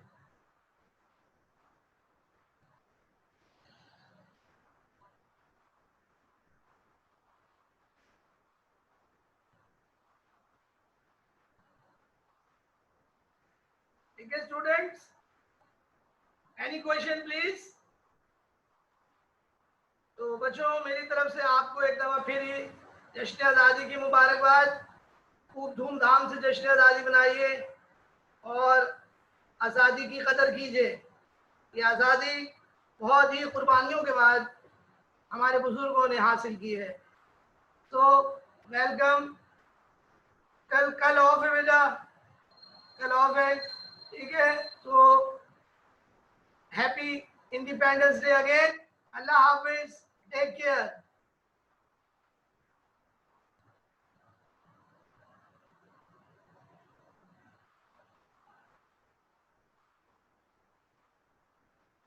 I am starting our topic named manufacture of caustic soda by Nelson cell method। इसका कुछ पोर्शन हो गया था, आज हम आपको इसकी वर्किंग पढ़ाएंगे और इसके इलेक्ट्रोलाइटिक रिएक्शंस दिखाएंगे।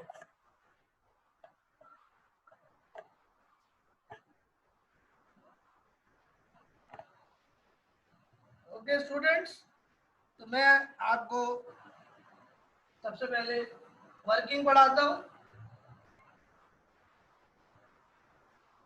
Working of Nelson cell.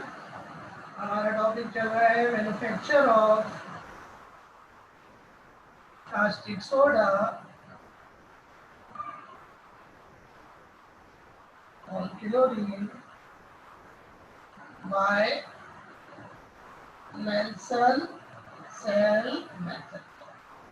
हमने शुरू करा था, इसका स्ट्रक्चर वगैरह हमने आपको पढ़ा दिया था सारा।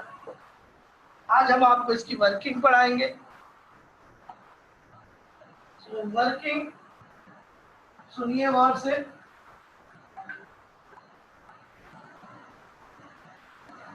गौर से वर्किंग सुनिए बच्चों। जब हम नेल्सन सेल में ब्राइन में से इलेक्ट्रिक करंट पास करेंगे तो क्या होगा बच्चों?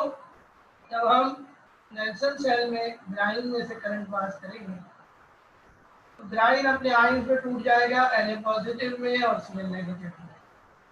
इसी तरीके से वाटर भी अपने आयन पे टूट जाएगा, H पॉजिटिव में और OH नेगेटिव।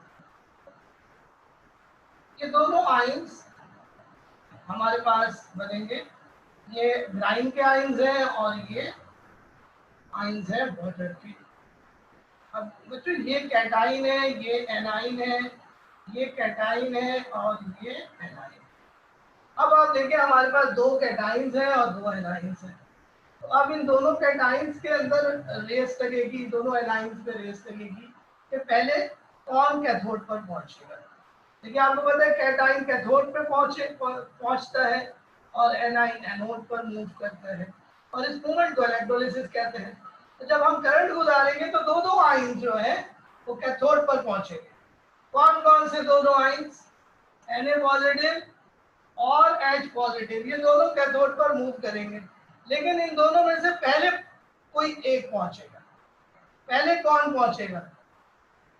जिसका रिडक्शन पोटेंशियल ज्यादा होगा,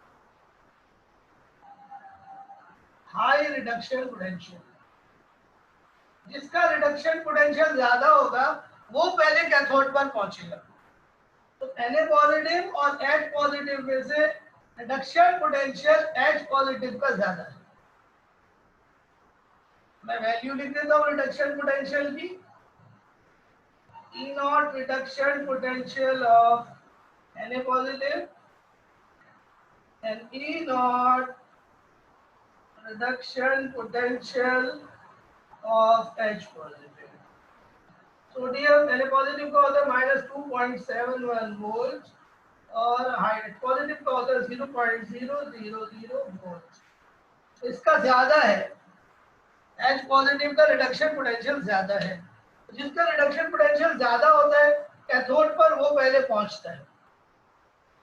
बात समझ गए? और पहले डिस्चार्ज होता है। तो H पॉजिटिव पहले डिस्चार्ज होगा बनिस्बत Na पॉजिटिव के। लेकिन जो पिछला सेल हमने पढ़ा था गास्टर किलर सेल, वहां पे Na पॉजिटिव पहले डिस्चार्ज हुआ था। क्यों? क्योंकि वहां पर हमने मर्क्यूरी इस्तेमाल किया था एज ए कैथोड। तो मरकुरी पर Na पॉजिटिव का रिडक्शन पोटेंशियल ज्यादा होता है, तो Na पॉजिटिव वहां पे पहले डिस्चार्ज होता है, लेकिन यहाँ पर हाइड्रोजन आयन पहले डिस्चार्ज होता है। Is it clear? इसी तरीके से यहाँ पर दो एनाइन है, दो एनाइन है, कौन से? Cl नेगेटिव और OH नेगेटिव। अब इन दोनों में पहले कौन डिस्चार्ज होगा? इन दोनों में पहले डिस्चार्ज होगा जिसका रिडक्शन पोटेंशियल, जिसका ऑक्सीडेशन पोटेंशियल हाई होगा, जिसका हाई ऑक्सीडेशन पोटेंशियल होगा।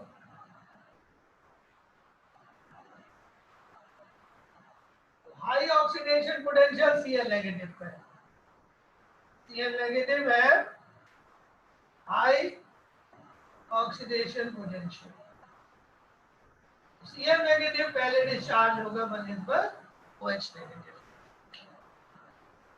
तो इस तरह जब हम ये इलेक्ट्रोलिसिस करेंगे तो H पॉजिटिव कैथोड पर पहुंचेगा, Cl नेगेटिव एनोड पर पहुंचेगी, और फिर पूरे सेल रिएक्शंस होंगे जो हम आपको अभी दिखाएंगे।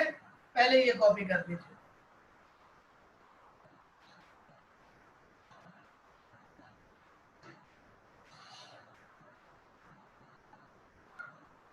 ई नॉट का मतलब होता है बेटा reduction potential, Arbaz E naught का मतलब होता है रिडक्शन पोटेंशियल। ई नॉट माने पोटेंशियल, ई नॉट माने पोटेंशियल, और उसके ऊपर जो नॉट लगा उसका मतलब होता है standard reduction potential. Okay Arbaaz?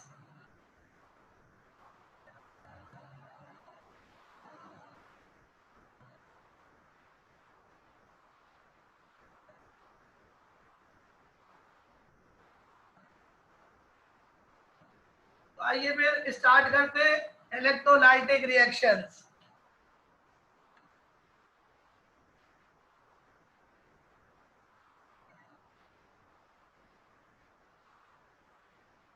Electrolytic reactions,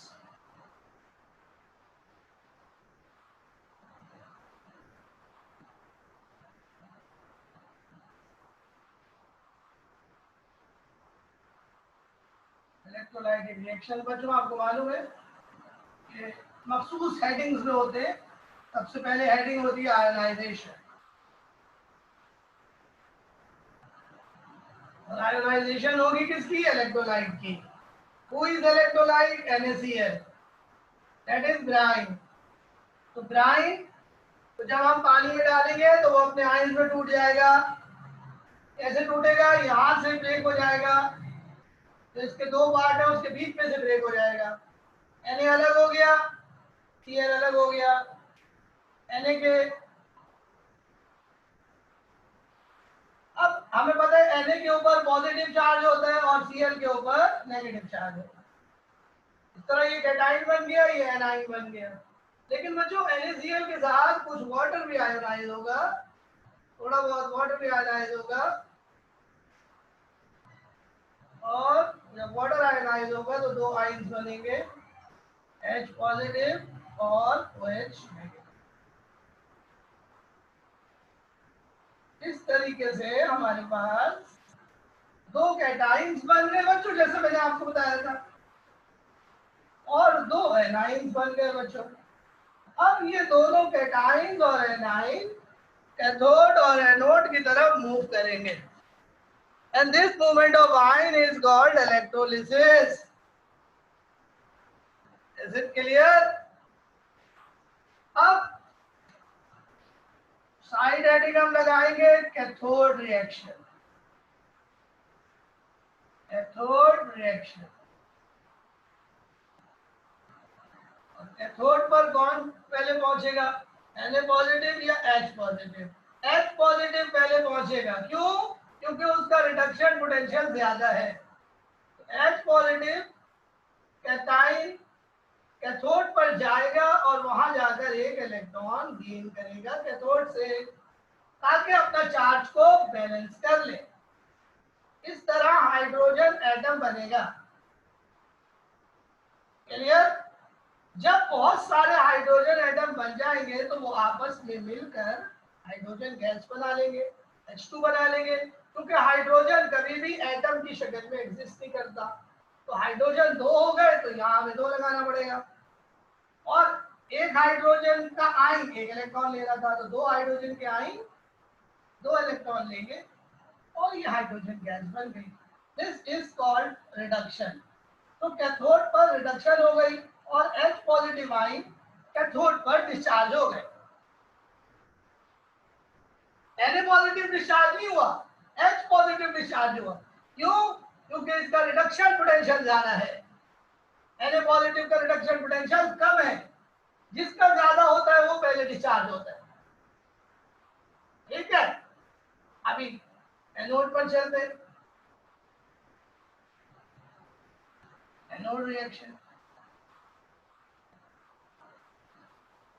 anode पर Cl नेगेटिव जाएगी,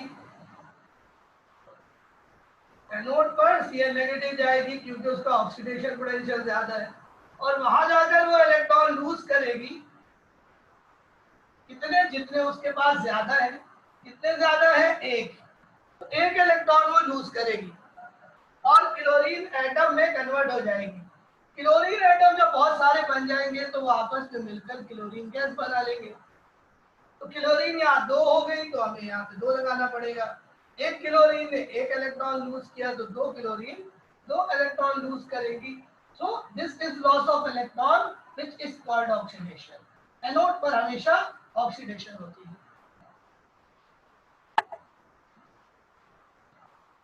अब आप देखिए, सब कुछ हमारे पास हमने डिस्चार्ज कर लिया, पॉजिटिव को कर लिया, Cl नेगेटिव को कर लिया। अब हमारे पास बचा क्या? अब हमारे पास बचा Na पॉजिटिव और हमारे पास क्या बचा? OH negative. तो जब ये तमाम इलेक्ट्रोलिसिस हो जाएगी तो हमारे पास दो आयन बचेंगे, Na पॉजिटिव और OH नेगेटिव। वो आपस में मिलकर क्या बना लेंगे? तो आपस में मिलकर क्या बना लेंगे? NaOH। क्या बना लेंगे? NaOH। इस तरह जो शुरू में विनाइन का सॉल्यूशन था सेल में पड़ा हुआ, आखिर में वो NaOH में कन्वर्ट हो जाएगा कंप्लीट इलेक्ट्रोलिसिस के बाद। लेकिन स्टूडेंट्स, एक प्रॉब्लम है।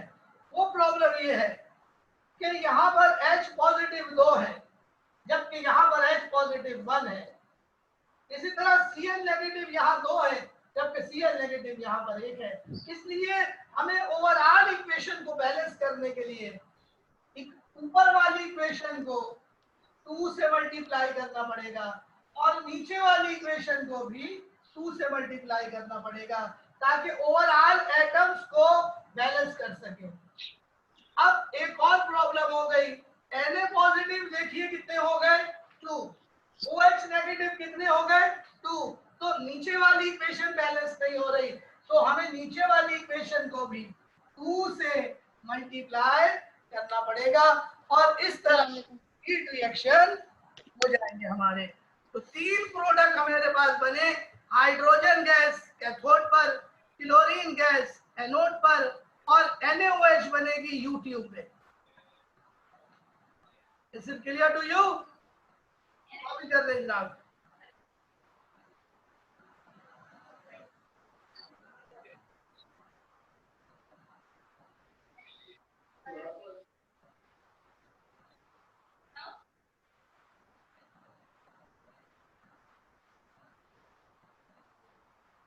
ये था जनाब नेल्सन सेल और उसमें होने वाले कंप्लीट रिएक्शंस। कॉपी कर ले। हाँ पयूष बोलो बेटा, क्या मसला है?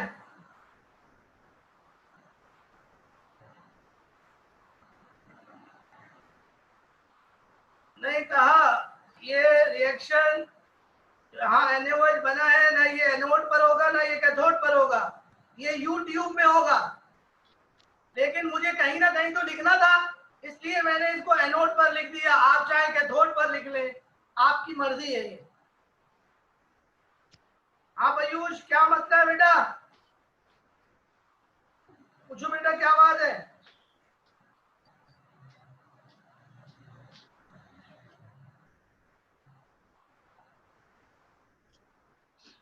चाचू थे बैठे हुए, चाचू बैठे हुए ना, जमीर अंकल है साथ में।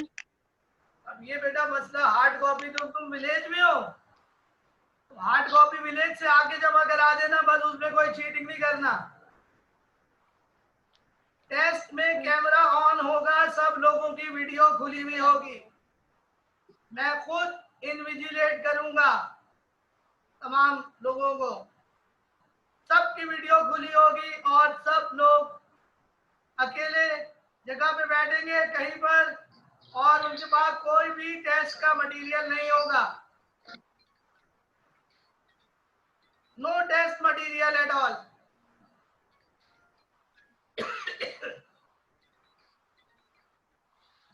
ठीक है, अब ये बच्चों इलेक्ट्रोलाइटिक रिएक्शन एक दफा मुझे लिखकर दिखाएं जल्दी से, दोबारा से लिखकर दिखाएं एक दफा कंप्लीट, पहले देखे अपनी कॉपी पर।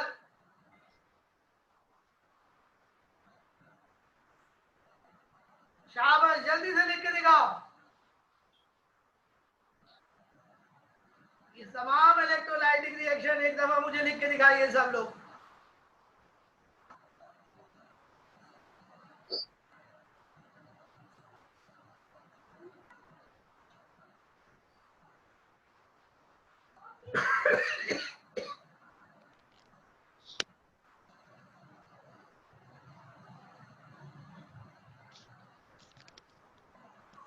पीयूष, तुम हार्ड कॉपी बाद में जमा करा देना, लेकिन उसमें कोई चीटिंग नहीं करना बेटा, जो टेस्ट करो उसको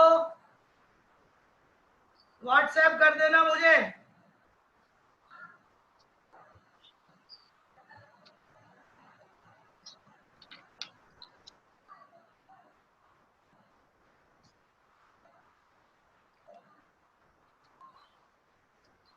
ठीक है पीयूष, कोई बात नहीं, तो 2 महीने के बाद आ जाना, लेकिन टेस्ट कर लेना।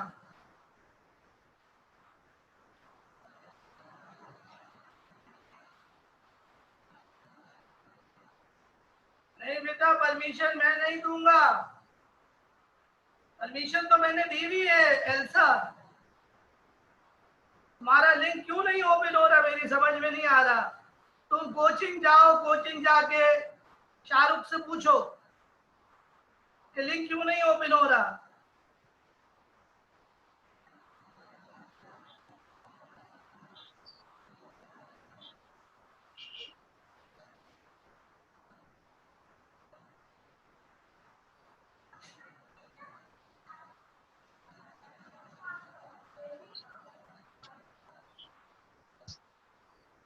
जल्दी से मुझे लिख के दिखाए एक दफा ये तमाम रिएक्शंस।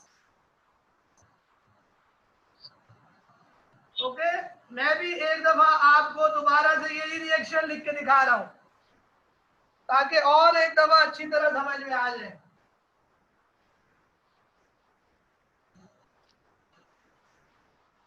देखो बेटा, इलेक्ट्रोलाइटिक रिएक्शन एल्सन सेल में क्या होंगे, एल्सन सेल में 2 इलेक्ट्रोलाइट है, एक हमारा मेन इलेक्ट्रोलाइट है NaCl, ये अपने आयन में ब्रेक होगा। आयन में कैसे ब्रेक करते हैं कि जो भी सॉल्ट होता है उसके बीच में से उसको तोड़ देते हैं, ये टूट गया Na पॉजिटिव में और Cl नेगेटिव में।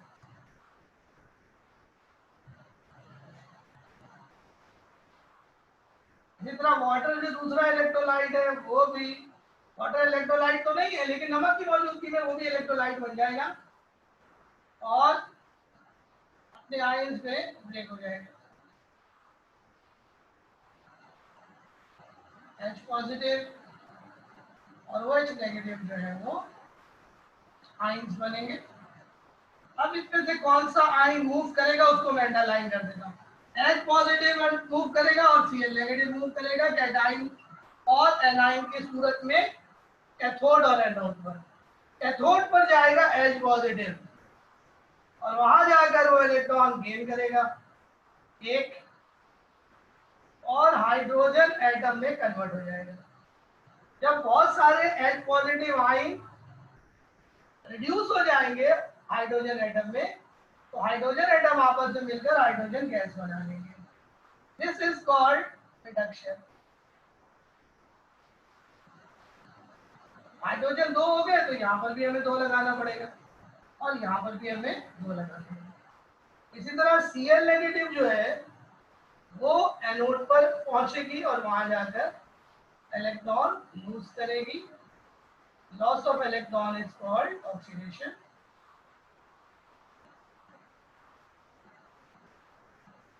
जब बहुत सारे क्लोरीन एटम बन जाएंगे तो वो आपस में मिलकर बना लेंगे क्लोरीन गैस, क्योंकि क्लोरीन एटम अपना वजूद बरकरार नहीं रख सकते क्योंकि वो अनस्टेबल होते हैं। तो क्लोरीन गैस में क्लोरीन के नीचे 2 लगा हुआ है तो यहाँ 2 लगाना पड़ेगा और यहाँ पर भी हमें 2 लगाना पड़ेगा। तो आप देखिए लॉस ऑफ इलेक्ट्रॉन और गेन ऑफ इलेक्ट्रॉन बराबर हो गया।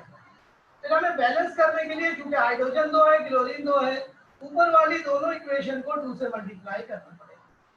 अब हमारे पास सारे एटम सारे ग्रुप्स बैलेंस हो गए, सिर्फ एक ग्रुप हमारा बैलेंस नहीं है और वो है Na पॉजिटिव और OH नेगेटिव। ये Na पॉजिटिव और OH नेगेटिव आपस में कंबाइन हो जाएगा। जब हम एवोपोरेट करेंगे तो Na पॉजिटिव और OH नेगेटिव आपस में कंबाइन होकर NaOH बना लेंगे एक्वस फॉर्म में। लेकिन Na पॉजिटिव 2 है, OH नेगेटिव भी 2 है, तो इस पूरी इक्वेशन को हमें 2 से मल्टीप्लाई करना पड़ेगा। इस तरह इक्वेशन हमारी बैलेंस हो जाएगी। ओके बेटा, समझ में आ गया? ये था नेल्सन सेल जो यहाँ पे खत्म हुआ। कल आपका टेस्ट है, उसकी तैयारी करें, बहुत अच्छा टेस्ट देना है। मेंडलीव की मेरिट्स और डीमेरिट्स अच्छी तरह याद करें, मेयर का टेबल अच्छी तरह याद करें, डेफिनेशंस अच्छी तरह याद करें और पूरा चैप्टर पढ़ ले। एमसीक्यूज कहीं से भी आएगा, जो टेस्ट क्वेश्चन आपको दिए हैं उसी से पेपर बनाऊंगा सारा, उसके इधर उधर कुछ भी नहीं आएगा, टेस्ट क्वेश्चन से आएगा सारा पेपर। ओके, सो कोई क्वेश्चन आपने पूछना है तो आप पूछ सकते हैं।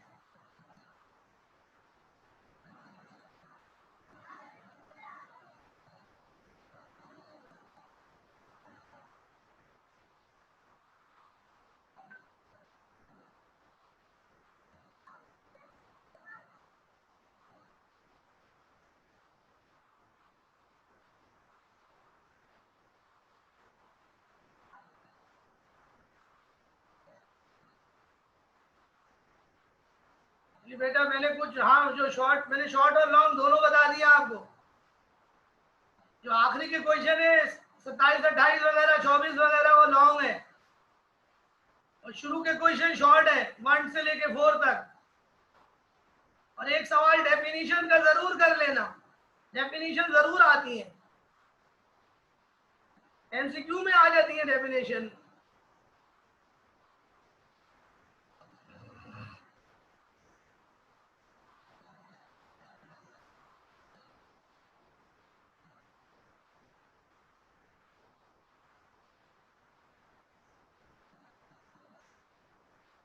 ओके बेटा, तो टाइम खत्म हो रहा है। आप लोग कल के टेस्ट की बहुत अच्छी तैयारी करेंगे मुझे उम्मीद है और बहुत अच्छा टेस्ट देंगे।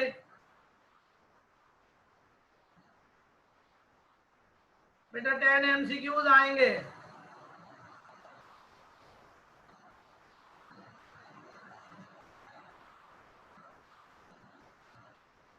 ओके बेटा, best of luck for your tomorrow paper. I wish कि आप सब लोगों के बहुत अच्छे नंबर आए। तो आज का लेक्चर यहाँ पे खत्म करते हैं। इंशाल्लाह अगली क्लास में मुलाकात होगी आपसे। अल्लाह हाफिज, टेक केयर।